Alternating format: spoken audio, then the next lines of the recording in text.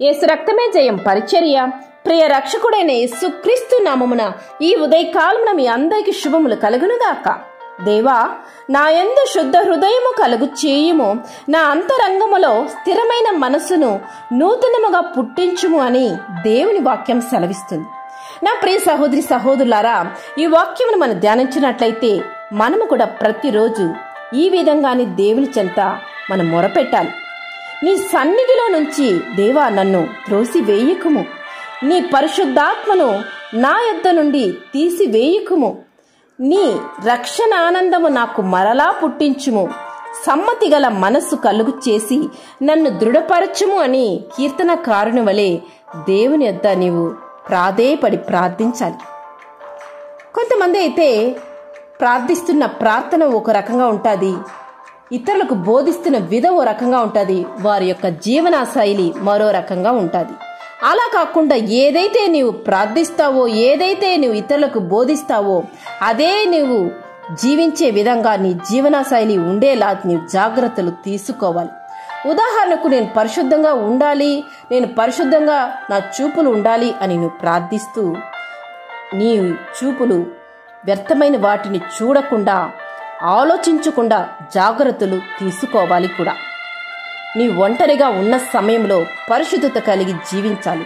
ఇతరులతో నువ్వు మాట్లాడుతున్న సమయంలో, ఫోన్లో మాట్లాడుతున్న సమయంలో కూడా దేవుడు నీతో ఉన్నాడు, నిన్ను చూస్తున్నాడు అని జాగ్రత్త కలిగి పరిశుద్ధత కలిగి నీవు ప్రవర్తిస్తే, మాట్లాడితే దేవుడు నీ సంతోషపెట్టిన దానవవుతావు.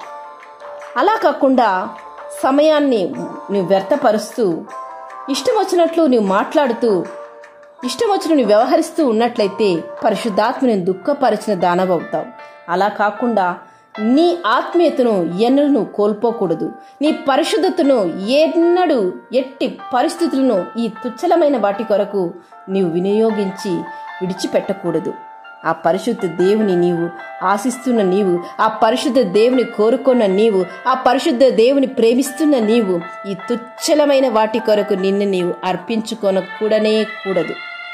దేవుని యొక్క బిడవైన నీవు, ఆయన రక్తంలో కడగబడిన నీవు, ఆయన సంబంధివైన నీవు ఆయన కొరకు జీవించిన పరిశుద్ధ జీవితాన్ని కోల్పోకుండా జాగ్రత్త పడి ఈ యొక్క పాపపు జీవితం కాకుండా పరిశుద్ధ జీవితాన్ని పాపపు లోకంలో ఉంటున్నను నీవు ముత్యము వలె ప్రకాశించాలి. దేవుడు ఆశిస్తున్న జీవితాన్ని నీవు జీవించాలి.